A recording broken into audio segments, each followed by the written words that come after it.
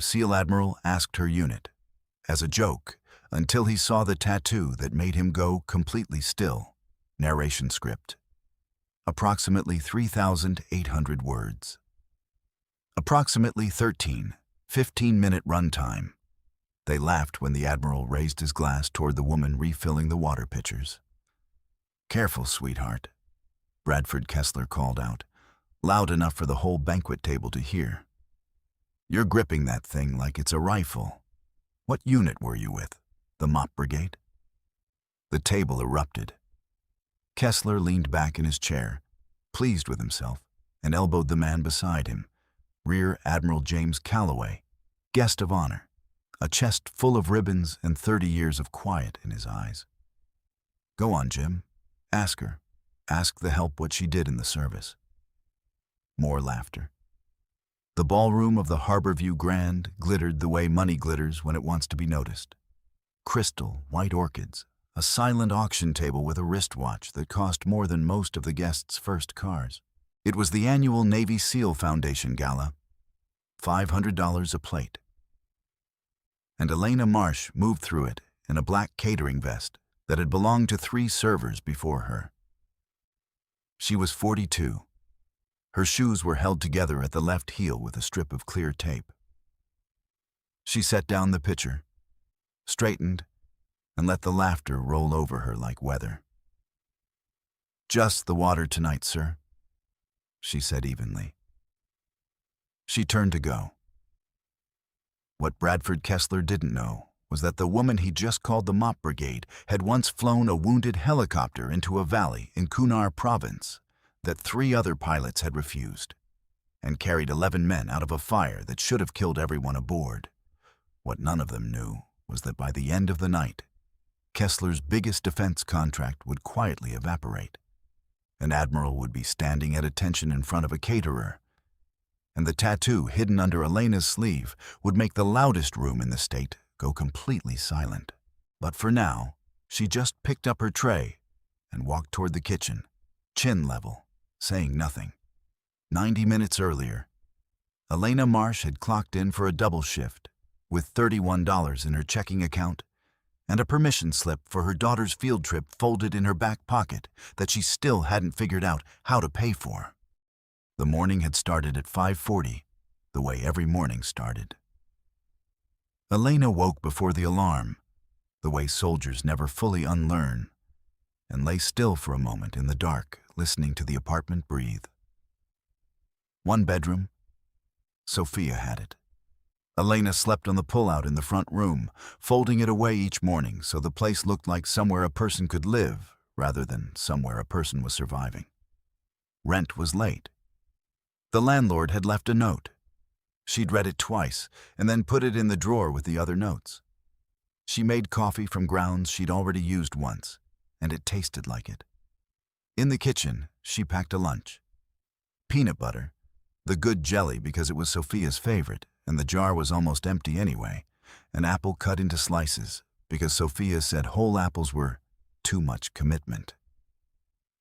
She tucked a note in beside the sandwich. "You've got this, Bug, Mom."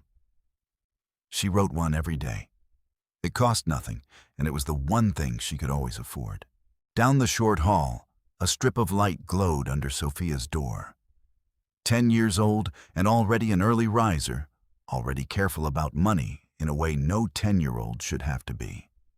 Elena found her sitting cross-legged on the floor with her sneakers in her lap, threading a shoelace back through the eyelets where it had torn free. "They're fine, Mom," Sophia said, before Elena could speak. "I fixed them. See?" The soles were separating at the toe. Elena had noticed 3 weeks ago and had a plan for next paycheck, and then next paycheck, and then the electric bill. "You're a genius," Elena said. She meant it. She sat down on the floor beside her daughter, and for a moment the two of them just leaned against the wall in the gray light, shoulder to shoulder. On the wall above them hung the only framed photo in the apartment, a young man in an army flight suit, grinning like the whole sky belonged to him. Matteo, Sophia's father, 2 years gone now. A cancer that the VA had called service-related right up until the paperwork stalled and the bills didn't. Sophia looked like him around the eyes. "Is tonight the fancy one?" Sophia asked. "Tonight's the fancy one." "The soldier party?" "Something like that." Elena smiled without quite feeling it. "A lot of Navy folks, big deal people." Sophia studied her. "Were you a big deal people?" Elena stood, offered her daughter a hand up. "I was a girl who flew helicopters," she said. "A long time ago. Different life." She said it the way she always said it. Light, quick, a door closing gently. She rolled her right sleeve down before she'd even realized her hand had gone to her forearm. To the ink there she never showed. Then she grabbed her keys, kissed the top of Sophia's head, and went to work a shift she'd taken because the caterer paid same-day cash. What Sophia didn't know was that the different life her mother mentioned so lightly had a name the Army still didn't say out loud, and that the tattoo under that sleeve was the only headstone 2 men had ever gotten. She'd find out that night. So would a lot of people. The Harborview Grand at 7 p.m. was a different planet. Elena arrived through the service entrance, past the dumpsters and the idling town cars, and changed into the vest in a supply closet that smelled like bleach. The catering lead, a sharp-jawed coordinator named Denise Falk, ran the pre-shift briefing like a woman who had never once been told no. "Table 17 is your VIP row," Falk said, tapping a laminated chart. "Admiral Calloway, Kessler Defense, that's the big table. That's the money. That's the reason we all have jobs tonight. You do not speak unless spoken to. You do not linger. You are furniture that pours." Her eyes landed on Elena's taped shoe and moved on like it confirmed something. "Marsh, you've got the water and bread service on that row. Try not to be memorable." Elena nodded. She'd been furniture before. Furniture didn't get shot at. For the first hour it went the way these things go. She poured, she cleared, she smiled at the right angle. The ballroom filled with dress whites and evening gowns, and the particular laughter of people who have never had to fix a shoe with a shoelace.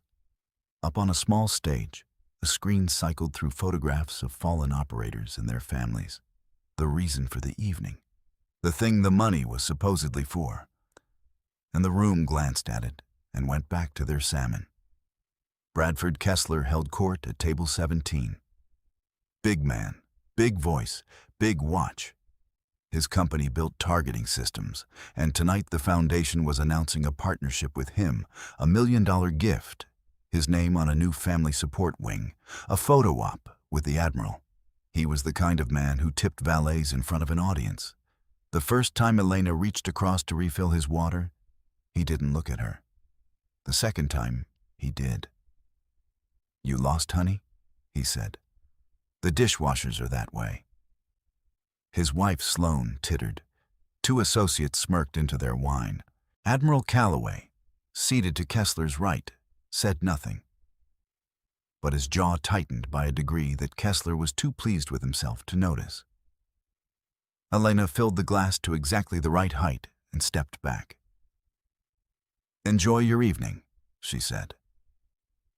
At the service station, the bartender, a kid named Marcus, maybe 19, nodded toward her forearm as she stacked glasses. Her sleeve had ridden up an inch, showing the bottom edge of dark ink and a shine of old scar tissue along the wrist. "That's a serious burn scar," Marcus said quietly. "You okay? That looks like it hurt." Elena tugged the cuff down. "Old accident," she said. "Long time ago." "Looks military," Marcus said, and then flushed, worried he'd overstepped. She just smiled. "Grab me another bread basket, would you?" What Marcus didn't know was that the old accident had a date, a call sign, and 2 names inked around it, and that in about 40 minutes, the second most powerful man in the United States Navy was going to see that ink and forget how to breathe. It escalated over the second course.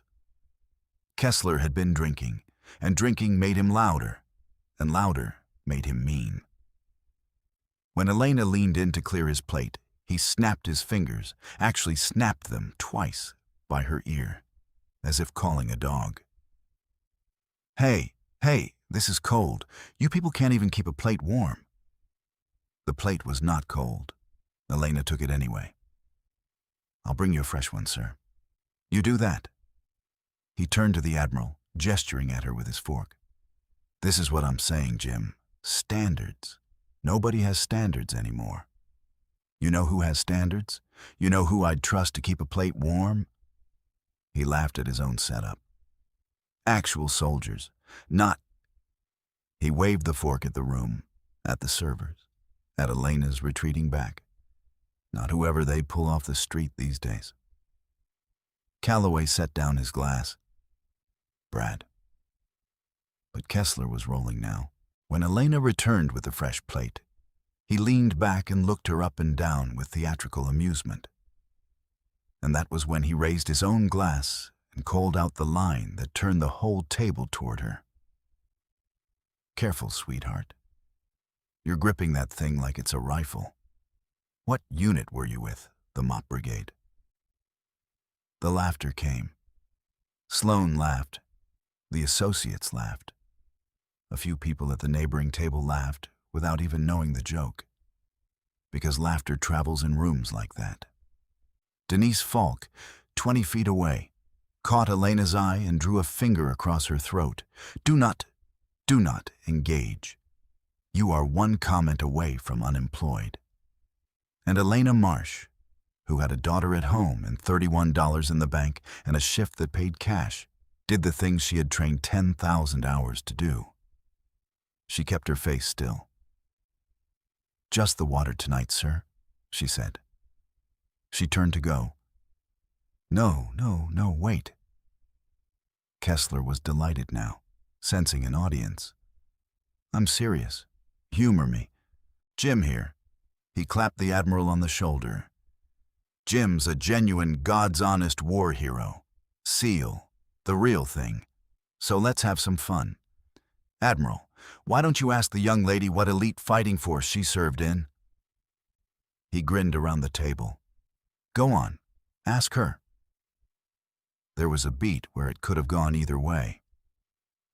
Calloway looked up at Elena, really looked, for the first time all night, an apology already forming in the lines around his eyes. He was a decent man who had let a rich man run his mouth for the sake of a check, and he knew it. He meant to diffuse it. He meant to say, "That's enough, Brad," and send her back to the kitchen with her dignity intact. But Kessler, impatient, reached out and grabbed Elena's right wrist to pull her back toward the table. "Come on, don't be shy." And her sleeve slid up to the elbow. The tattoo was not large. Along the inside of her right forearm, over a rope of scar tissue, was the black silhouette of a helicopter climbing out of flames, and beneath it, a phoenix, and beneath that, in small, precise letters, Raven 2-1, September 6th, 2011, Reyes, Okafor, NSDQ. Admiral James Calloway went completely still. It happened all at once, and it happened in total silence, the way a man goes still when the floor drops out from under a memory he's carried for 13 years.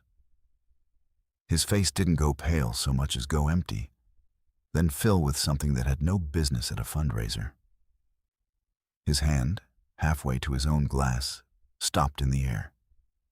He stood up so fast, his chair scraped and toppled backward, and the crash of it against the parquet was the only sound in a room that had suddenly, inexplicably, gone quiet.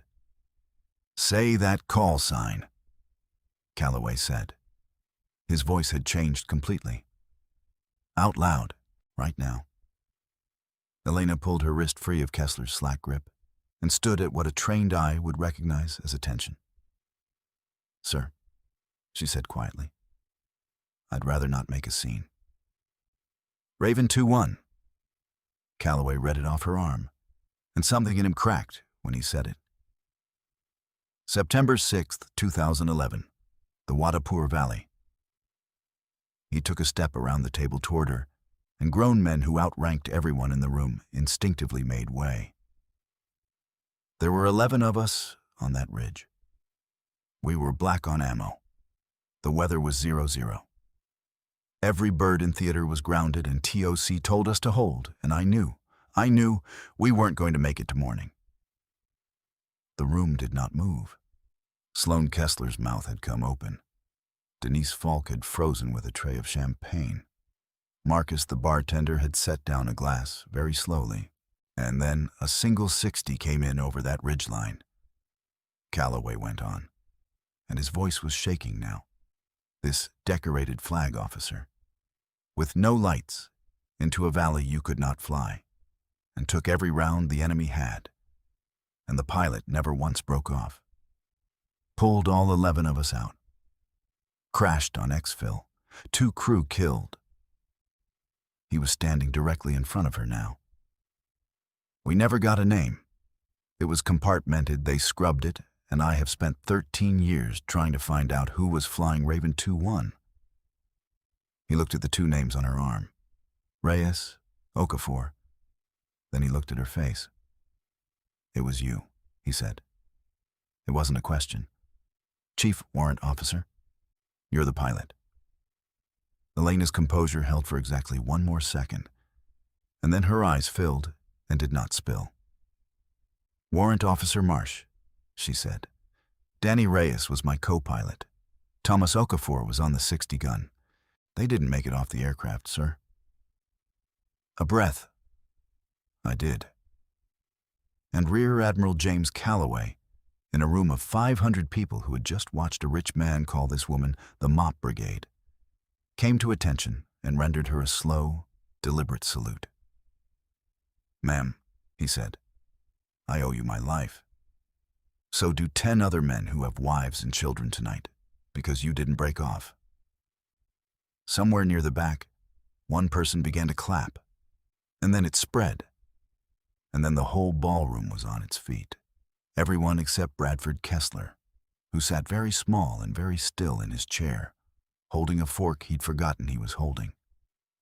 By the time the applause faded, the entire balance of the room had shifted, and the consequences for the men who had mocked her were only just beginning. They found a quiet corner off the terrace, away from the phones that had started coming out. Why didn't you say something? Calloway asked. He'd brought her a glass of water, which struck them both, a beat later, as funny, and they let it break the tension. The second Kessler opened his mouth. You could have ended him with 1 sentence. Elena turned the glass in her hands. Outside, the harbor lights lay flat and gold on the water. Because a sentence like that isn't for men like him, she said. It's for me, and I don't spend it on people who wouldn't understand it anyway. She looked up. After the crash, I couldn't fly, couldn't sleep. I saw Danny and Thomas every time I closed my eyes. So I got out. Married a man who understood, had a daughter, buried the man. A small, tired smile. The Distinguished Flying Cross is in a shoebox under my bed. I've never taken it out in front of my kid. I didn't want her to know me as somebody who did one big thing 13 years ago. I wanted her to know me as her mom, who shows up. Calloway was quiet for a moment. How old? 10. Sophia. She fixed her own shoes with a shoelace this morning because she knows we can't afford new ones. Elena said it plainly, without self-pity, and somehow that made it land harder. That's why I'm pouring water in this vest, Admiral. Not because I'm ashamed of the other thing. Because the other thing doesn't pay the electric bill. Calloway nodded slowly, and the muscle in his jaw was working the way it had at the table. It's going to now, he said. But first, he glanced back toward the ballroom, and the decent man's softness went out of his eyes, replaced by something colder and much more familiar to anyone who'd served under him. "First, I need to go handle a donor." Bradford Kessler tried to leave. He was halfway to the coat check, wife in tow, when Calloway's voice caught him in front of the whole silent auction crowd, not shouted, but pitched to carry, the way command voices are built to. "Brad, don't run off. Your partnership announcement is in 10 minutes. The Admiral smiled without any warmth at all. "Although I should tell you, I made a call. As the Foundation's ranking military advisor, I've recommended the board decline Kessler Defense's gift and terminate the naming agreement. Effective tonight." Kessler's face went through several colors. "You can't. That's $1 million. "It is," Calloway agreed. "And this foundation exists to honor people like the woman you just called the Mop Brigade. We're not putting your name on a wall she'd have to walk past." He let that sit. "There's also the matter of the Naval Systems Command contract your firm's been chasing, the one that needs a flag officer's endorsement. You've been telling everyone at this table it was as good as signed." A pause. "It isn't, and it won't be." By Monday morning, the story had done what stories do. A guest had filmed the salute, the clip, an admiral standing at attention before a caterer, and the reason why had 4 million views before lunch. By Wednesday, Kessler Defense's largest institutional investor released a statement re-evaluating the partnership. By Friday, Bradford Kessler had resigned as CEO of the company that bore his name, and the Naval Systems contract went to a competitor. He gave one interview in which he said it had all been a misunderstanding and just a joke, and the comment section beneath it was not kind. Calloway heard about the resignation from an aide. He felt no triumph, just the quiet, familiar acknowledgement that men eventually meet the standard they set for others. Denise Falk, the coordinator who'd drawn a finger across her throat, was quietly removed from the Foundation's approved vendor list the following week. She called the catering company to complain and found that her 3 biggest referrals had suddenly gone cold. She understood why. Cruelty, she was learning, is contagious, but so is the distance people put between themselves and it. 3 months later, Elena Marsh woke at 6:15 instead of 5:40, and it took her a moment to remember why she was allowed to. The apartment was the same size, but there was a second framed photo on the wall now, beside Mateo's, a grainy shot someone had pulled from an old squadron page. A young woman in a flight helmet standing in front of an MH-60, grinning like the sky belonged to her too. Sophia had insisted on it. "So people know," she'd said, "that my mom is big deal people." The Foundation had covered the back rent within a week, and then done more than that quietly. A fund existed for exactly this. For the ones who'd earned everything and asked for nothing. Calloway had made sure Elena knew about the veteran flight instructor program at the regional airfield, and had written a recommendation that read, an administrator told her later, like scripture. She started in the spring. She would be teaching the next generation of pilots how to keep the aircraft flying when everything says it can't. She made coffee from fresh grounds. She packed Sophia's lunch, the good jelly, an apple in slices, and tucked in the note. "You've got this, Bug, Mom." Then she called down the hall. "Shoes on, genius. Bus in 10. Sophia appeared in the kitchen doorway, wearing new sneakers. Purple, with a small silver wing stitched on the side. She'd picked them herself. And Elena had said yes without doing the math first, and it had felt like flight.